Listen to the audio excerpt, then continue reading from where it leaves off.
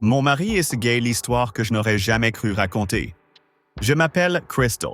J'ai 34 ans et j'ai récemment découvert quelque chose qui a complètement bouleversé ma vie. Mon mari, l'homme que j'aime depuis mon adolescence, est gay. C'est encore étrange de le dire à voix haute. Je ne le dis pas avec haine. Je ne le dis pas avec colère. Je le dis avec tristesse, avec confusion et, honnêtement, avec beaucoup de douleur. Nous nous sommes rencontrés quand nous étions encore enfants. J'avais 14 ans, lui 15. À l'époque, j'étais calme et timide. Je ne me faisais pas remarquer. J'aimais lire, écouter de la musique et rester au fond de la classe. Mais Jack était l'opposé. Il était drôle, bruyant, le genre de garçon qui faisait rire tout le monde, même les professeurs. Il avait une lumière en lui. Tout le monde l'adorait. Et d'une façon ou d'une autre, sur tous les gens du monde, c'est moi qui l'a choisi. Nous avons commencé à sortir ensemble au lycée. Je n'avais jamais eu de petit ami auparavant. Je ne pensais pas qu'un jour, quelqu'un me regarderait comme lui me regardait. Mais il l'a fait. Il me faisait me sentir vu, en sécurité, aimé. Cet amour nous a portés à travers tant d'étapes. Nous sommes allés à l'université ensemble. Nous nous sommes mariés. Nous avons acheté une maison. Nous avons eu 2 magnifiques filles. Nous avons construit une vie qui, de l'extérieur, semblait presque parfaite. Mais aujourd'hui, je me rends compte que je ne savais pas tout. Je pense que le changement a commencé quand j'avais environ 21 ans et lui 22. C'est là que j'ai commencé à sentir que quelque chose était différent. Au début, c'était subtil. Il ne me parlait plus de la même manière. On ne riait plus comme avant. Il ne me prenait plus la main sans y penser. Il ne me regardait plus avec chaleur. C'était comme si je devenais peu à peu invisible dans ma propre maison. J'ai essayé de ne pas trop y penser. Je me disais qu'il était stressé par le travail. Je croyais que les choses allaient en redevenir comme avant. Mais ce n'était pas le cas. Le plus gros changement a été dans notre intimité. Et je ne parle pas seulement de sexe. Je parle de connexion. Vous savez, ce sentiment que vous avez quand votre partenaire vous serre dans ses bras et que vous vous sentez chez vous, ce sentiment avait disparu. Je le touchais la nuit et il se tournait. Quand on faisait l'amour, il semblait ailleurs, comme s'il était dans un autre monde. Ça faisait mal. Je me sentais laide, rejetée, non aimée. Et pourtant, je ne disais rien. Je ne posais pas de questions. Je ne voulais pas le repousser plus qu'il ne l'était déjà. Finalement, il a quitté son travail, disant que c'était trop stressant et que les trajets étaient insupportables. Je l'ai soutenu, comme toujours. Il a trouvé un autre travail plus proche de la maison et j'ai espéré que les choses s'amélioreraient.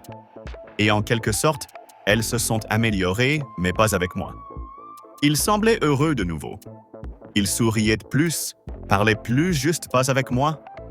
Il rentrait à la maison excité de raconter sa journée, mais j'ai remarqué qu'il évitait de parler de nous. C'est là que le doute a commencé à grandir dans mon cœur. J'ai commencé à me demander s'il me trompait. L'idée me faisait mal, mais elle avait du sens. Je pensais qu'il y avait peut-être une autre femme. Quelqu'un qui le faisait se sentir vivant. Et même si je ne voulais pas y croire, j'avais besoin de savoir la vérité. Un soir, il m'a dit qu'il sortait avec des collègues dans un club. J'ai souri et dit d'accord, mais dans mon cœur, quelque chose criait. Quelque chose n'allait pas. Vraiment pas. J'ai fait quelque chose que je ne me serais jamais cru capable de faire. J'ai mis un traceur dans sa voiture. Je sais que ça paraît fou, et je déteste l'avoir fait. Mais je devais savoir. Je ne pouvais plus rester dans le doute. Après son départ, j'ai appelé une babysitter pour garder les filles. Je suis monté dans ma voiture et je l'ai suivi. Je me répétais ce que j'allais juste observer, avoir des réponses et rentrer. Il s'est arrêté dans un endroit que je ne reconnaissais pas au début, mais en me garant et en regardant mieux, j'ai compris ce que c'était. Un bar gay? Tout mon corps s'est figé. Je n'ai rien contre les personnes gays, pas du tout. Ce n'est pas ça qui m'a choqué. Ce qui m'a frappé, c'est ce que cela signifiait. La confirmation de quelque chose que je n'avais jamais envisagé. Et pourtant, je suis entré. Le bar était lumineux, coloré, rempli de rire et de musique. Les gens me souriaient, me faisaient des signes. Ce n'était pas un endroit triste, au contraire, c'était plein de joie. Mais je n'étais pas là pour m'amuser. Je cherchais mon mari. Et je l'ai vu. Il est sorti des toilettes, sa chemise un peu ouverte, un sourire détendu sur le visage, un sourire que je n'avais pas vu depuis des années. Il s'est dirigé vers le bar où un homme l'attendait. Un bel homme. L'homme lui a souri comme je souriais à Jack autrefois. Et Jack l'a regardé de la même manière. Puis, ils se sont embrassés. Mon cœur s'est brisé. J'ai tourné les talons et couru hors du bar. Mes mains tremblaient. Mes jambes étaient molles. J'ai vomi sur le parking. Pas parce que j'étais dégoûté, mais parce que mon monde venait de s'effondrer. Je me sentais trahi, anéanti, totalement perdu. Toutes ces nuits où j'ai pleuré en pensant que c'était moi le problème, ce n'était pas moi. Ce n'a jamais été moi. Il n'était tout simplement pas attiré par moi. Pas de la façon dont j'avais besoin. Pas comme je le croyais. Quand il est rentré, je l'attendais sur le canapé, tenant la photo que j'avais prise. Mes mains tremblaient toujours. Il est entré, surpris de me voir encore réveillé. Je me suis levé et je lui ai montré la photo. Il est devenu pâle. « Je peux l'expliquer » a-t-il dit doucement. « N'essaie même pas » ai-je répondu. « N'essaie pas de transformer ça. » J'ai crié, j'ai pleuré. Je lui ai demandé comment il avait pu me mentir si longtemps. Comment il avait pu construire une vie avec moi, avoir des enfants avec moi, sans jamais me dire la vérité. Il n'a pas crié, il n'a pas nié. Il est juste resté là, silencieux, puis il est sorti de la maison. Je suis resté, pleurant comme jamais. Les filles s'étaient réveillées et pleuraient elles aussi. J'ai essuyé mes larmes, suis allé les voir et j'ai essayé d'être forte pour elles même si j'étais brisée à l'intérieur. Cette nuit-là a tout changé. Les semaines suivantes ont été floues. J'avais l'impression de marcher dans un brouillard. Je ne mangeais plus. Je dormais à peine. Je ne savais pas comment en parler aux gens. Que pouvais-je dire? Finalement, Jack est revenu pour discuter. Il s'est excusé sincèrement. Il a dit qu'il était désolé d'avoir caché la vérité si longtemps.